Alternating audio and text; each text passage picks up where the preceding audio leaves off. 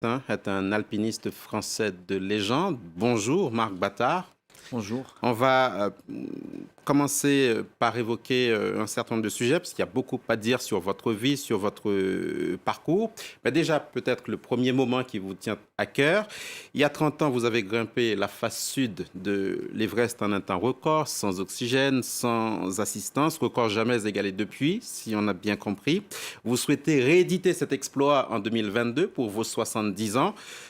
Où en êtes-vous dans la préparation de cette expédition ? Je suis en compagnie de mes deux compagnons de cordée qui sont Pasang Nourou Sherpa, qui a fait 13 fois l'Everest, et Mohamed Ali, qui a fait 2 fois le K2, le deuxième sommet du monde et sans oxygène, et le Nanga Parbat.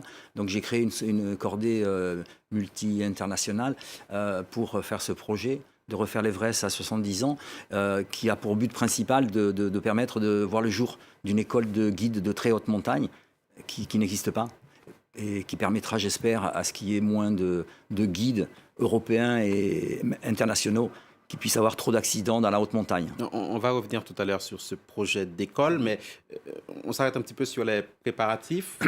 Où en êtes-vous, par exemple, question sponsoring? Est-ce que vous êtes soutenu financièrement dans ce projet? Oui, on est soutenu par un certain nombre de sponsors déjà. On continue à en chercher puisque le projet dure encore 4 ans, mais on est déjà depuis, le projet a démarré depuis plus d'un an.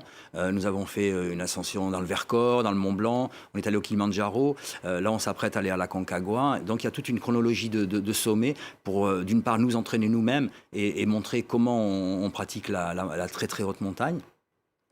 Sur ce record d'il y a 30 ans, la face sud de l'Everest en solitaire, en 22h30.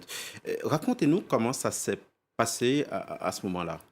Alors, j'étais un précurseur, puisque j'étais pas motivé par la course au record, mais quand j'ai compris, après avoir fait le Dhaulagiri, qui est un des sommets les plus hauts de la planète en hiver, en 2 jours, avec un des plus grands Sherpas de l'époque, eh bien, j'ai compris que je pouvais réussir l'Everest en moins de 24 heures.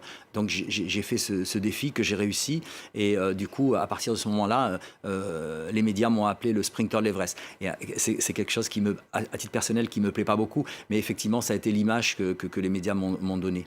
Vous n'aimez pas beaucoup ce surnom parce que vous n'aimez pas la compétition. Alors, qu'est-ce qui vous motive à ce moment-là? Parce que faire un choix pareil, ça peut paraître quelque peu suicidaire, même si j'espère que le mot n'est pas trop fort. Non, j'ai découvert la montagne qui a été quand j'étais jeune, et la montagne m'a sauvé. Elle aurait pu me tuer à plusieurs reprises, mais en fait, elle m'a sauvé parce que j'étais un garçon en difficulté, et beaucoup de gens avaient compris que j'avais une condition physique hors de la norme, et on essayait de me faire de la compétition, et justement je ne voulais pas faire de compétition, et la chance que j'ai eue, c'est de découvrir l'alpinisme. Alors au début je ne pensais pas que c'était fait pour moi, parce que j'avais, comme tout le monde, une appréhension du vide, et finalement j'ai découvert rapidement que la montagne était pour moi, et je l'ai aimée, je l'ai respectée, et elle m'a sauvé. D'où ma prochaine question, Marc Battard. La très haute montagne, évidemment, vous connaissez. Vous avez rappelé tout à l'heure quelques pics, quelques sommets que vous avez, on va dire, soumis, dominés. Le sprinter de l'Everest, on va oublier, parce que vous n'aimez pas la compétition. Mais qu'est-ce qui fait que la montagne est aussi impressionnante? Parce que dans le même temps, elle est dangereuse. Mais vous dites que la montagne n'est pas si dangereuse que ça si on sait la respecter. Mais tout à fait.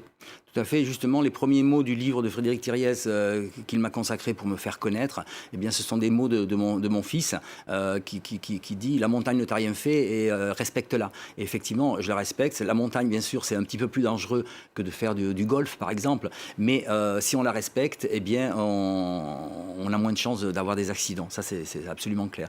Justement, je voyais à l'image que vous passez des images de mes compagnons de cordée avec qui je m'entraîne.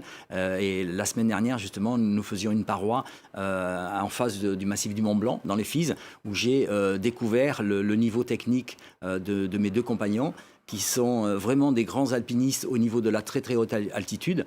Par contre, ils n'ont pas eu la chance d'avoir des formations techniques. Donc ce qu'on fait surtout ensemble, c'est de la technique, parce que la haute altitude, moi je connais, et eux ils connaissent aussi. Donc on n'a pas de soucis. La montagne est impressionnante, grisante à vous suivre, et on le comprend parfaitement.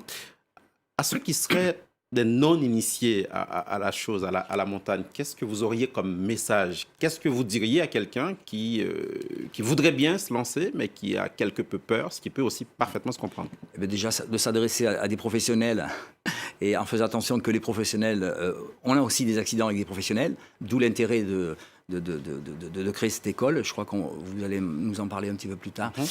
Mais je profite aussi de la question que vous m'aviez posée juste un petit peu avant. Est-ce qu'on avait assez de sponsors? Effectivement, on a des sponsors et on en cherche encore, mais j'attache beaucoup d'importance au choix des sponsors. Nous sommes parrainés par Nicolas Hulot, qui est quelqu'un que je connais depuis très très longtemps, qui soutient ce projet, qui est parrain de ce projet, et aussi mon ami Emmanuel Petit, le champion du monde de football.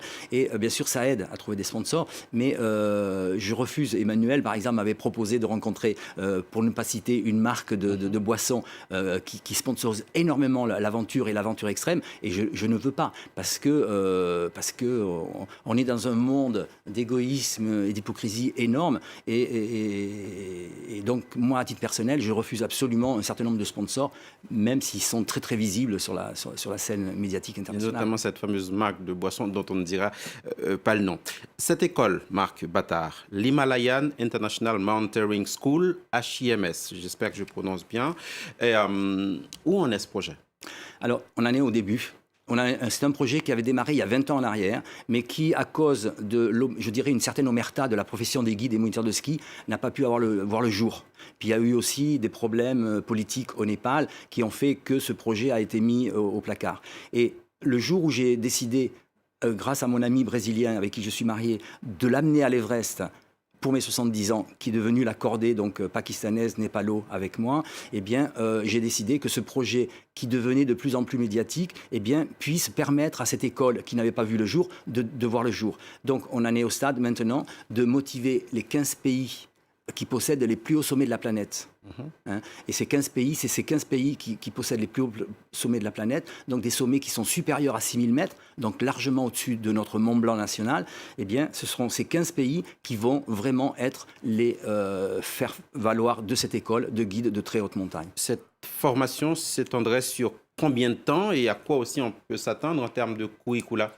Alors, la formation, ça sera assez rapide parce que quand on est professionnel dans la montagne, déjà, c'est une école qui va s'adresser déjà à des professionnels. C'est une formation qui sera sur quelques semaines seulement, mais qui mettra le point sur, non pas sur l'élitisme, non pas sur le très haut niveau technique, mais sur le respect de la montagne, sur l'écologie, bien sûr, et l'équipement de la montagne, le renoncement aussi, quelque chose de très, très important, c'est le renoncement dans tous les sens du terme. Des valeurs fondamentales en alpinisme. Vous avez créé une association baptisée En passant par la montagne et elle promeut la lutte contre l'exclusion sociale par la montagne. Quel en est le bilan depuis 1995? Mais justement, je porte avec moi une très belle chemise de l'association qui a 23 ans d'existence maintenant et je dois dire j'en suis très très fier. Je trouve même qu'elle a trop de succès, je veux dire dans le sens où c'est une association qui permet à des éducateurs qui ont choisi la montagne pour accompagner des jeunes et des moins jeunes qui sont en difficulté d'insertion sociale, eh bien, par la montagne, de les aider à se reconstruire. Et depuis 23 ans, il y a plus de 10 000 jeunes qui sont passés dans cette association. Vous êtes aussi, Marc Battard, peintre et inventeur. La grande majorité de vos inventions tournent autour de la montagne. Oui. Oui, tout à fait. Et même quelque chose que je n'ai pas breveté parce que j'ai déposé un certain nombre de brevets. Et le camelback, j'étais le premier à utiliser le camelback. Quand j'ai fait justement l'Everest en moins de 24 heures, j'avais tout simplement à l'époque utilisé une poche à urine qu'on trouve très facilement dans les hôpitaux. Et ça a été le premier camelback. Mais je ne l'avais pas breveté, alors que maintenant, il y a des milliers, voire des centaines de milliers de personnes qui utilisent le camelback. On vit de la montagne. Voilà. Alors, qu'est-ce qu'il faut vous souhaiter aujourd'hui, sachant que vous lancez dans cette aventure? Les conditions, évidemment, aujourd'hui ne sont pas les mêmes telles qu'elles étaient il y a 30 ans. Alors, le matériel n'a pas énormément évolué. Au niveau légèreté, il y a eu des progrès, mais il n'y en a pas autant que ça en 30 ans. J'ai bénéficié quand même de matériel extrêmement sophistiqué il y a 30 ans. Ce qu'on peut nous souhaiter, c'est qu'il y ait le maximum de partenaires qui s'intéressent à ce projet et qui ont une éthique. Enfin, c'est un peu prétentieux. Je ne vais pas me revendiquer comme étant un enfant de cœur absolument parfait. Je suis comme tout le monde. Vous êtes aussi connu pour être une sorte de forte tête qui peut aussi pousser quelques gueulantes. Oui. Oui, mais justement, je suis très très fier maintenant, et d'autant plus fier que Nicolas Hulot soit le parrain de ce projet et qu'il ait eu le courage et les mots pour quitter ce gouvernement. Et je pense que maintenant, il va être encore plus à même de nous aider dans ce projet. Un mot enfin sur la montagne en France. On a vu ce qui s'est passé l'autre jour, ce scandale autour de l'ascension du Mont Blanc où des gens ont tendance à faire absolument n'importe quoi. Qu'est-ce que vous en pensez? Quelle analyse vous faites de cela? Alors, bien sûr, j'ai des idées très très précises par rapport à ça. J'ai été reçu par le préfet, donc le responsable de la sécurité en Haute-Savoie, au mois de juin. Il devait me reconvoquer au mois d'août, il ne l'a pas fait, mais c'est évident que je fais partie des gens qui peuvent faire avancer les choses autour d'une table avec des gens qui veulent vraiment faire construire. En ce moment, malheureusement, au travers des médias, on voit un petit peu le duel qu'il y a entre le maire de Chamonix et le maire de Saint-Gervais. C'est absolument... oui, c'est pas terrible.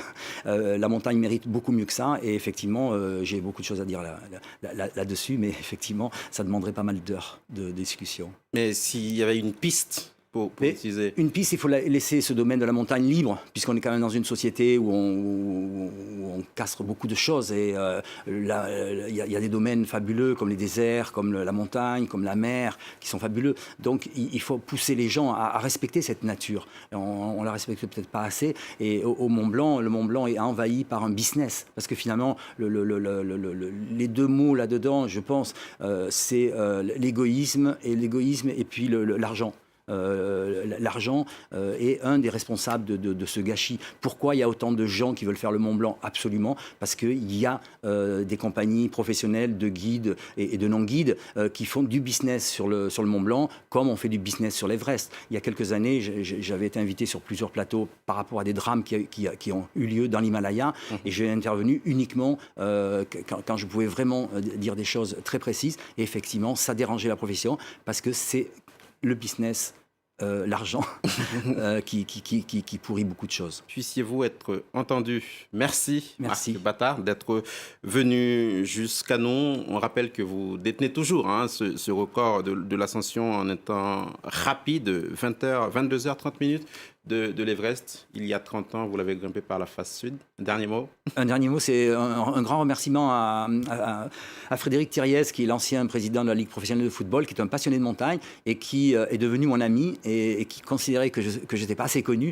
Et il a écrit spécialement un livre pour me faire connaître qui s'appelle Marc Battard, fils de l'Everest. Qui vous a consacré une biographie. Merci beaucoup d'être venu jusqu'à nous. C'était notre invité du jour. Interview à retrouver évidemment sur le site